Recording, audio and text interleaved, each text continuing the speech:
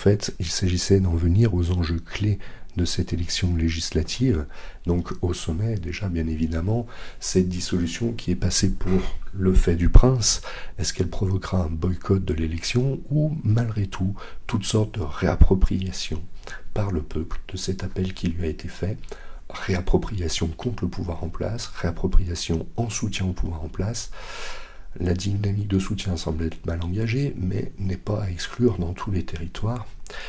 Également, du fait de la dissolution, une autre méthode pour les électeurs de la contester, c'est d'accorder de fortes primes aux sortants, de reconduire les députés qui ont subi une sorte de plan social accéléré, donc de manière à limiter l'effet de la décision présidentielle. À la base, bien évidemment, la participation électorale va décider de manière très directe et technique du nombre de sièges, mais ce qu'il faut envisager aussi, c'est que si la participation était très forte, le risque politique d'une nouvelle dissolution serait considérable pour le président de la République. À l'heure actuelle, l'Assemblée est dissoute, mais le président garantit qu'il restera en place et qu'il ne démissionnera pas.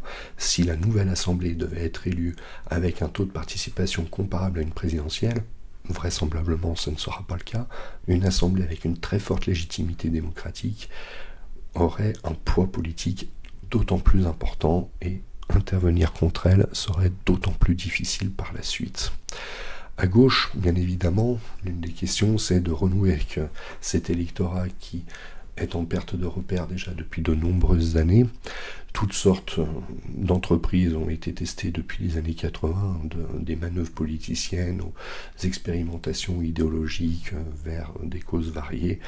Pour l'instant, globalement, la gauche conserve sa crise et peine toujours à proposer une vision de la nation qui se veut humaniste, mais qui, pour l'instant, se contente d'agréger des électorats qui, bien souvent, peuvent se révéler antagonistes les uns avec les autres. À droite, en revanche, donc, du côté plutôt des extrêmes droites, pour être plus précis, le défi, c'est de conserver cette base électorale qui, pour motiver qu'elle semble être, reste tout de même assez étriquée, et bien évidemment de s'ouvrir encore plus à d'autres électeurs, ce qui ne se fait pas de manière facile. Et d'un point de vue strictement gouvernemental, opérationnel, l'objectif de cette extrême droite est de redéfinir en fait les bases de l'état de droit dans une perspective donc patriotique. Il s'agit de changer les modalités d'action profonde de l'État dans la société. Mais l'épicentre en fait de toutes ces tension se trouve au centre, savoir s'il va imploser, s'il va se montrer plus résistant que l'on pourrait s'y attendre. Et finalement, ce centre a peut-être la mission depuis 2017, vraisemblablement pas vraiment envisagé, de refonder le républicanisme. Jusque-là, on parle de valeurs républicaines, mais est-ce que la citoyenneté déjà est uniquement une question de valeur ou une question de droit? Ça, sans doute, ce sera une question à se poser dans les années à venir. Et est-ce que cette refondation peut se faire avec ou sans le citoyen? Car la verticalité de l'exercice du pouvoir est souvent décriée. Donc ces enjeux-là sont abordés un petit peu dans l'ouvrage à paraître prochainement, à partir du 25 juillet, je crois. Je les avais abordés, ces enjeux, à travers l'élection présidentielle, mais bien évidemment, 2 ans plus tard, dans cette actualité assez rocambolesque, ils trouvent un écho. Malheureusement, il ne me sera pas possible d'aller plus loin dans cette analyse des européennes. Je manque de temps et tous les outils ne peuvent pas être exploités. Par exemple, c'est le genre de tableur que j'utilise ordinairement à l'échelle départementale pour justement observer toutes sortes de dynamiques locales. J'ai voulu également préparer un tableur pour projeter les résultats à l'échelle de chaque circonscription, mais l'inventaire même des candidats n'a pas été achevé. Malgré tout, sans pouvoir se projeter dans des hypothèses de projection électorale, en revanche, pour les scénarios médiatiques, déjà un premier scénario qui n'est pas mis en avant, ce serait un avantage net du RN au soir du premier tour, mais dans ce cas-là, la participation a de fortes chances d'être faible, et donc finalement, ce ne serait qu'une victoire en demi-teinte. Selon le bord où l'on se trouve, on insisterait donc soit sur le succès historique, soit sur le désintérêt des électeurs si la participation se révélait assez faible.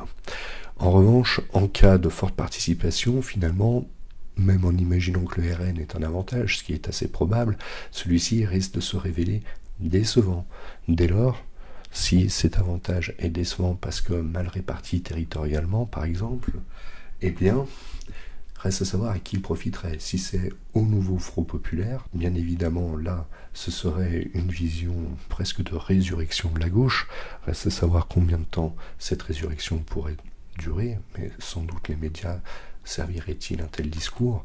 Et en revanche, si ce sont les sortants qui, finalement, sont reconduits dans leurs fonctions, et si la majorité, sans forcément pouvoir former seul le gouvernement, se retrouvait en position assez avantageuse et détenait une forte minorité de blocage, là, cela passerait pour un relatif succès. Bien évidemment, au-delà, ce serait même le génie du président presque d'avoir choisi une dissolution si décriée et finalement une dissolution qui consoliderait son pouvoir. Là, c'est sans doute très improbable, mais c'était un point à envisager de manière théorique. En fait, tout le problème, c'est que derrière ces mouvements de voix d'électorat, est-ce que ce qui importe le plus, c'est de communiquer, donc en politique, ou véritablement d'analyser, diagnostiquer et déterminer des plans d'action efficaces? Donc j'entends beaucoup parler les commentateurs politiques de storytelling. Généralement, quand on utilise des anglicismes, c'est pour s'abstenir de réfléchir, ça annonce le pire. Et accessoirement, si j'avais voulu engager cette réflexion sur les projections électorales, c'était aussi pour responsabiliser les corps intermédiaires, car lorsqu'on fait des projections électorales, eh bien, tout simplement, l'auteur est obligé d'assumer la responsabilité de ses hypothèses, alors que quand on sonde des échantillons plus ou moins représentatifs, finalement, en cas d'erreur, qui en a la responsabilité? La personne interrogée qui aurait bien ou mal répondu, la personne qui posait les questions, qui aurait bien ou mal collecté les réponses, analysé les réponses. À titre indicatif, ce sont là des projections, enfin c'est une projection électorale que j'avais réalisée dans l'entre-deux tours de 2002. Ça m'avait pris quelques jours, ces quelques jours ayant inclus la collecte des données, la refonte d'un certain nombre d'outils d'observation, enfin bon, c'est un beau bazar tout de même. Pour une première fois, ça ne pouvait pas être très efficace. Donc, soyons clairs, il existe énormément d'erreurs à l'échelle départementale, mais l'utilisation de différents scénarios, en fait, permet d'obtenir toutes sortes de compensations.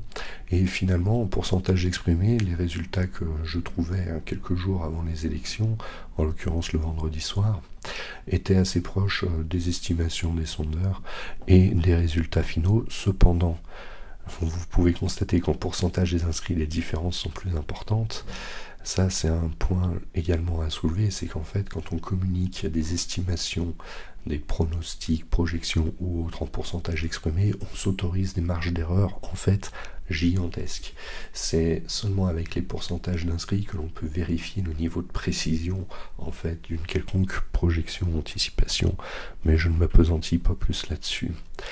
En fait, derrière tout cela, est-ce qu'à terme, ce ne serait pas le modèle économique et scientifique des instituts d'études d'opinion qui serait appelé à changer? Bien évidemment, les sources dorénavant disponibles n'ont rien à voir avec ce que c'était dans les années 80, ça change la donne. Également, si l'on travaille en équipe avec des moyens importants, il est assez facile donc, de mettre en forme les séries ou encore de prédéfinir des formules pour anticiper les opérations qui seront réalisées, chose que je n'ai pas pu faire là parce que bien évidemment personne n'avait prévu cette dissolution. L'analyse aussi peut gagner énormément en efficacité à partir de données donc exhaustives et d'outils cartographiques performants. En parallèle, les instituts d'études d'opinion peuvent aussi utiliser ces sources exhaustives pour mieux cibler les territoires, adapter les questions justement aux différentes régions, aux cultures régionales, et surtout l'interprétation, l'analyse. Donc il y a sans doute des pistes à creuser dans ce sens-là.